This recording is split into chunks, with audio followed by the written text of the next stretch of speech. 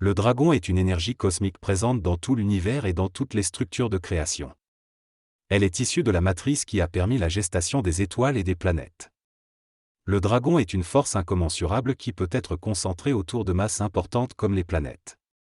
L'être humain est plus proche de cette énergie s'il se trouve près du centre de gravité planétaire, comme sous terre ou près de la mer.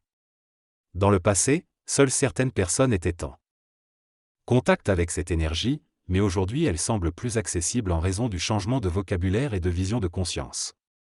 Elle est actuellement utilisée dans divers domaines tels que la médecine, les milieux militaires et astronomiques, mais elle est souvent appelée autrement pour faciliter la compréhension des individus. Le dragon représente également l'énergie nucléaire, mais il englobe une dimension cosmique bien plus vaste. C'est une force capable de brûler, désintégrer air et réchauffer. La discussion porte sur l'énergie latente présente dans la matière, pouvant être libérée par la fusion ou la fission nucléaire. Les scientifiques, tels que les astrophysiciens, utilisent cette énergie de manière consciente, mais pas de manière ésotérique.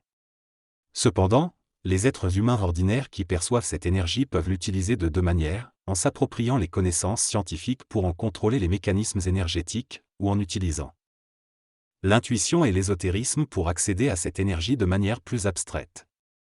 La compréhension de cette énergie peut se faire à travers un langage symbolique, tel que la référence à une narine du dragon dans une forêt. Les ésotéristes comprendraient cette référence comme une indication d'un danger potentiel et de possibilité d'utilisation de l'énergie du dragon. D'un autre côté, les scientifiques pourraient rechercher et exploiter des sources d'énergie telles que l'uranium, qui peuvent offrir des applications différentes de celles des magiciens. Les magiciens pourraient utiliser cette énergie pour contrecarrer des sorts, en utilisant une énergie proche de la vitalité, tandis que les scientifiques l'utiliseraient pour des applications plus pratiques.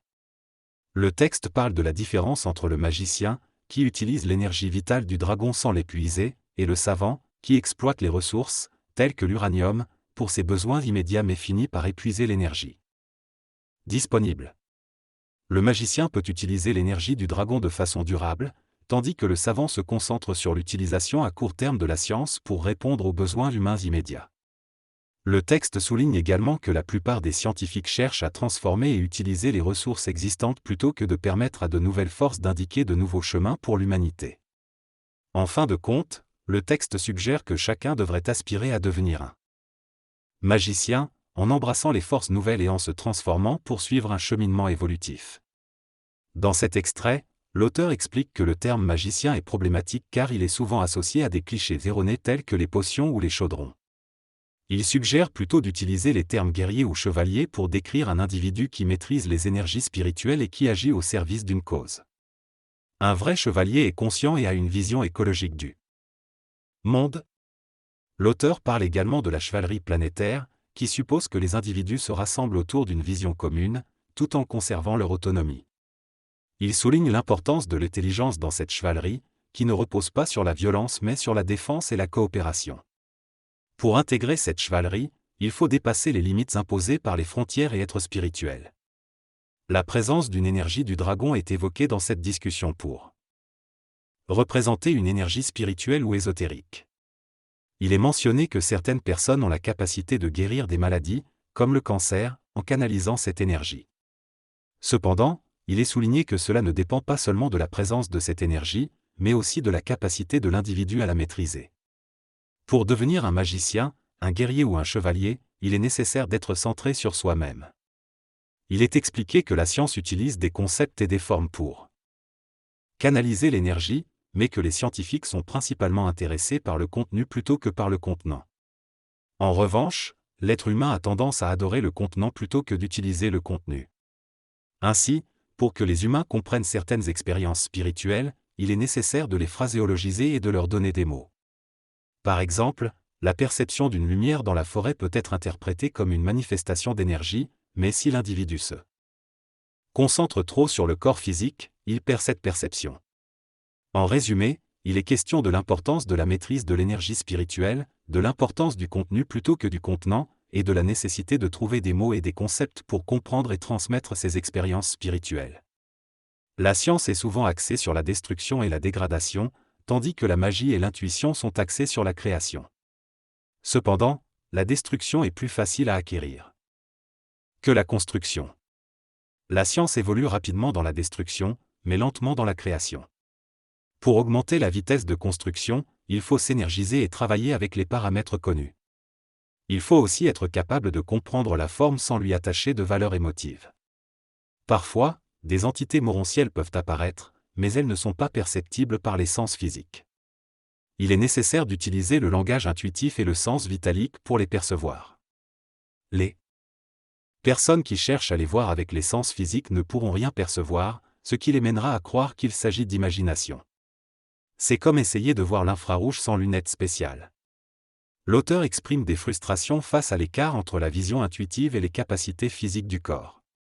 Il met en garde contre la spiritualisation excessive, car l'intuition humaine est peu développée et ne peut pas discerner entre les informations provenant du plan astral et du plan vital.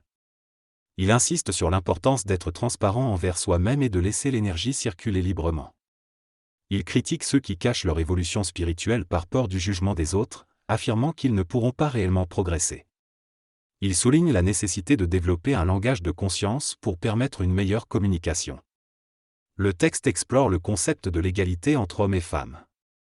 L'auteur affirme qu'il oppose cette idée lorsqu'il est en présence d'hommes, mais qu'il la soutient intérieurement. Il souligne également l'importance de rester fidèle à soi-même et de se centrer sur sa propre énergie, plutôt que de se laisser influencer par des idées préconçues. L'auteur aborde également le sujet de la réincarnation, en expliquant que certaines personnes essaient de retrouver leur jeunesse en s'appropriant l'énergie des jeunes, mais que le véritable rajeunissement vient de la capacité de se réincarner soi-même. Enfin, il explique que lorsqu'on se réincarne dans nos enfants, on doit être vigilant pour ne pas réincarner également les mémoires de nos parents. L'idée principale de ce texte est que pour rajeunir et se développer pleinement, il est important de revenir à l'état d'esprit de notre enfance, où nous étions libres et ouverts à l'expérience. L'adulte, en revanche, est souvent stéréotypé et limité par ses expériences passées. L'auteur estime qu'il est préférable de devenir un enfant qui a de l'expérience, capable de jouer et de rire tout en étant conscient et responsable. Il affirme que la réincarnation joue un rôle dans cette évolution, en soulignant que les parents ont une influence puissante sur les enfants et que leur propre résilience peut contribuer à l'évolution des enfants. L'auteur propose également l'idée que nous pouvons nous réincarner nous-mêmes en intégrant les mémoires du passé et de l'avenir, afin d'atteindre une plus grande conscience et une plus grande autonomie. Selon l'explication donnée, la réincarnation de soi dans l'avenir ne se fait pas à travers des mémoires astrales, mais plutôt par l'incorporation de la compréhension de ce que l'on deviendra dans le futur. Pour cela, il est nécessaire d'utopiser ce que l'on souhaite devenir et de l'incorporer en soi. Cependant, il est important de ne pas s'attacher à une forme spécifique, mais plutôt au résultat souhaité. Ces individus qui réincarnent leur avenir peuvent être considérés comme des magiciens ou des guerriers, mais leur présence sur Terre ou ailleurs n'est pas une question pertinente. Ils auront des contacts concrets avec des mécaniques extraterrestres, des gestionnaires du temps et d'autres mondes, et seront capables de comprendre et d'englober toutes les dimensions de la création. Dans ce passage, l'auteur aborde l'idée que l'être humain habite deux mondes, l'imaginaire et la Terre. Il explique que certains personnages ont la capacité de cristalliser ou de conscientiser différents mondes grâce à des véhicules spéciaux. L'auteur utilise une métaphore du langage d'oiseau pour illustrer le fait que notre langage a ses limites pour exprimer des concepts infinis. Il souligne ensuite l'importance de la forme et du concept, en expliquant que la science ne peut pas mesurer ou photographier ces concepts, ce qui ne la rend pas inutile pour autant. Il mentionne également qu'il est possible de transformer ou de briser des concepts pour mieux les comprendre et les utiliser.